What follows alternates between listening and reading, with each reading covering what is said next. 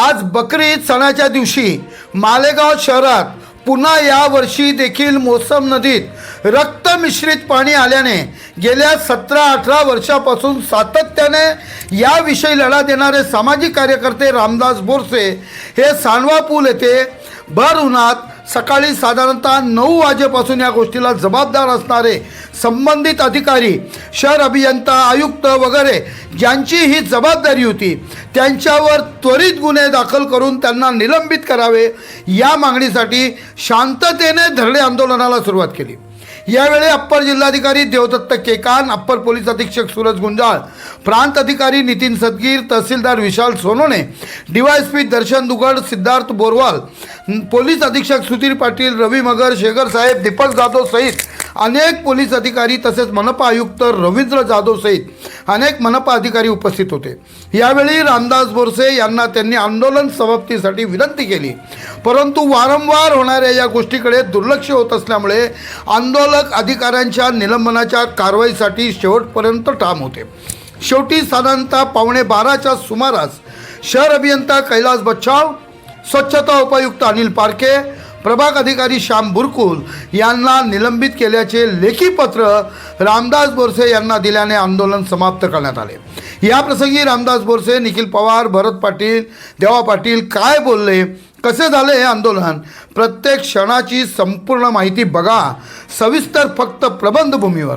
प्रबंधभूमी महाराष्ट्र न्यूजसाठी Maharashtra news in charge Harish मारू। मालेगावातून एकमेव अशी मोसम नदी जी मोक्षगंगा वाहते। मोसम नदी म्हणजे हे निसर्गाने दिलेली देण आहे। त्या नदीमध्ये गेल्या 15 ते 20 वर्षापासून रक्तमिश्रित पाणी बेकायदेशीर कत्तलखान्याचे वाहते, इतर दिवसही वाहते आणि बकरी ईदच्या दिवशी रस्त्यावर कुर्बानी केली जाते।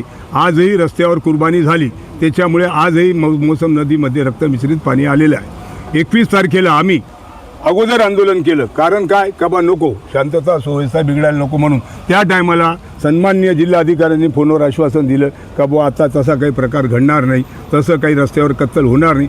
तसे झाल्यावरती तुम्ही मला फोन करा, मी 1.5 तासात मालेगावला येईल। काल रोजी मी कायदेशीर परवानगी घेतली। परवानगी घेतल्यानंतर मला अप्पर साहेबांनी बोलवलं आणि त्यांनी सांगितलं का बुवा रक्त मिश्रित पाणी येणार नाही, जर आला तर मी गुन्हा दाखल करेल।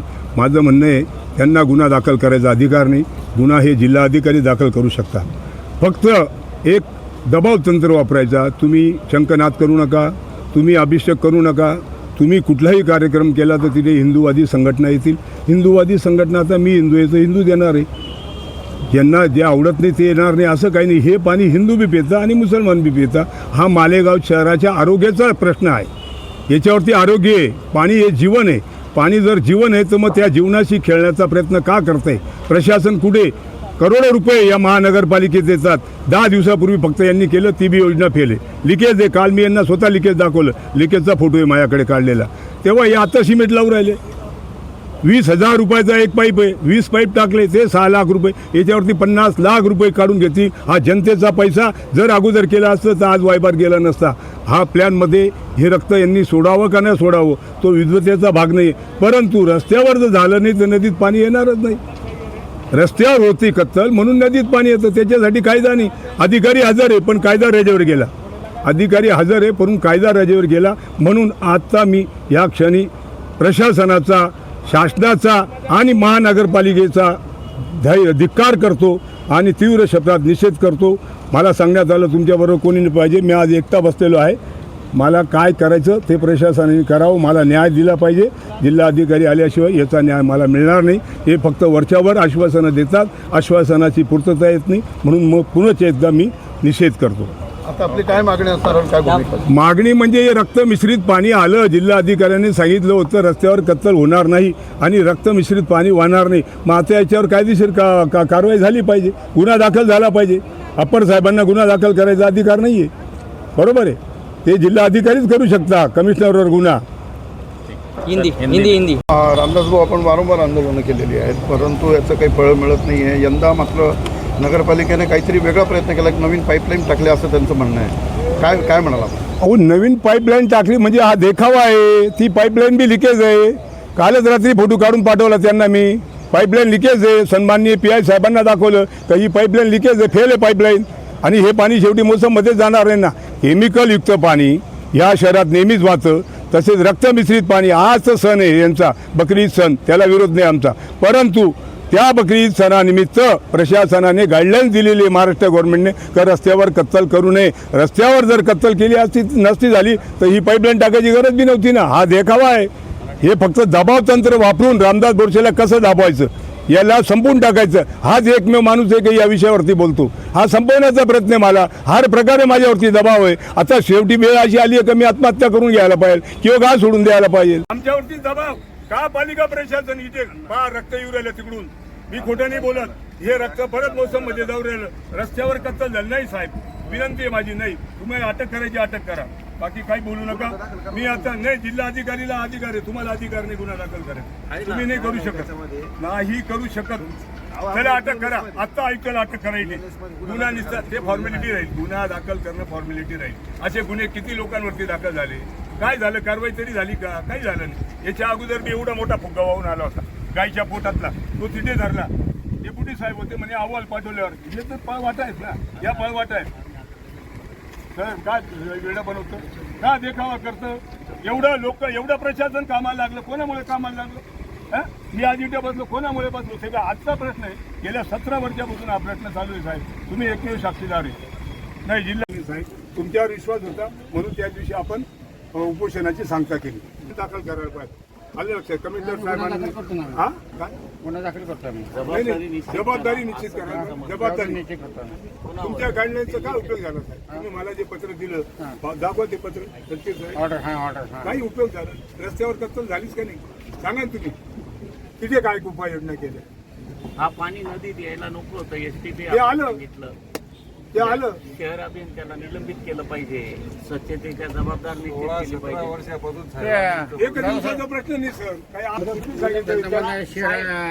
कनिष्ठ अभियंता निलंबित करायचे. शहर अभियंता तात्काळ निलंबित करा. स्वच्छता उपायुक्त तात्काळ निलंबित करा. आणि त्यांच्यावर ही जबाबदारी होती. ऍक्च्युली एसटीपी प्लॅन्ट आपण चालू करण्यासंदर्भात किती वेळा बोललो. कलेक्टर साहेबांकडे बोललो, इथे बोललो, यांच्याशी चर्चा केली. तुम्ही जर त्यांना पाठीशी घालत असाल तर हे दिवसेंदिवस हे वाढतच जाईल. आणि किती आंदोलन करायचं? यांनी थांबत चालले आहे. आपण काही जबाबदारी घेणार का नाही? निलंबित कधी करणार? जबाबदारी निश्चित करा. विषय हो तुम्ही बोलले होते रक्ताचा थेंब येणार नाही. पण रक्ताचा महापुरू आला पाहिजे का? तुमचा शब्द आहे. माझ्याशी बोला. माझ्याशी बोला. तुमचा शब्द एक थेंब येणार नाही. इकडून रक्त कसं आलं? अहो हे लिकेज पाईप बसवले. कॉलर लिकेज पाईप आहे. 20-30 रुपयाचा एक पाईप आहे. जनतेचा पैसा आहे हा. जनतेचा पैसा आहे हा. तुम्ही पुऱ्या गावाला बेटी धरतायत. सन्माननीय आयुक्त तुमच्यामुळे हा खेळ मांडलेला आहे. आयुक्त साहेब हे त्यांच्या अधिकाऱ्यांना वाचवण्यासाठी एकदम efficient आहे. किती वर्षापासून चालू आहे? आज थोडे कधीच त्यांच्या भ्रष्ट अधिकाऱ्यांना पाठीशी घातल्याशिवाय राहणार नाही. ते कारवाई करणार नाहीत. तुमच्या स्तरावर कारवाई करून तसा विषय मार्गी लावता येईल. जर तसं हा विषय जागेवर संपेल. आयुक्त कारवाई करायला तयार नाही. तुम्ही आयुक्तांवर कारवाई केली पाहिजे. आमची विनंती आहे. पण निलंबित आरोग्याचं वाटोळं केलं. जीवनाची खेळू राहिले तुम्ही. आमच्या 150 कोटी रुपये खर्च झाले. आमच्या जीवनाची खेळू राहिले. जीवन मरणाचा प्रश्न आहे. जल हे काय? जल जीवन आहे. ही नदी निसर्गाने दिलेली देण आहे. पाणी आलं हे चुकीचं आहे. पण रस्त्यावर कत्तल झाली ते पण चुकीचं होतं. तिथे कारवाई जर केली तर पुन्हा रुपी कोणी धाडस करणार नाही. पण माझं असं म्हणणे की सणानिमित्तच होतं असं नाही. रोज रस्त्यावर कत्तल होतो. रोज पाणी येतं मोसम नदीवर. त्याची बी आपण गांभीर्याने दखल घेतली पाहिजे. आणि तुम्हाला जर पुरावा पाहिजे तर आता हे पाणी आलेलंच आहे. म्हणजे रस्त्यावर कत्तल झाली म्हणजे कुठेतरी काहीतरी रेकॉर्ड तयार झाला पाहिजे. रस्त्यावर कत्तल केली त्यांचा गुन्हा दाखल झाला ना. पुढच्या वर्षी ते येणार नाही. हे प्रॉब्लेम येणारच नाही. हे माहिती दखल घेतल्याबद्दल पाहिजे टाईप केलंय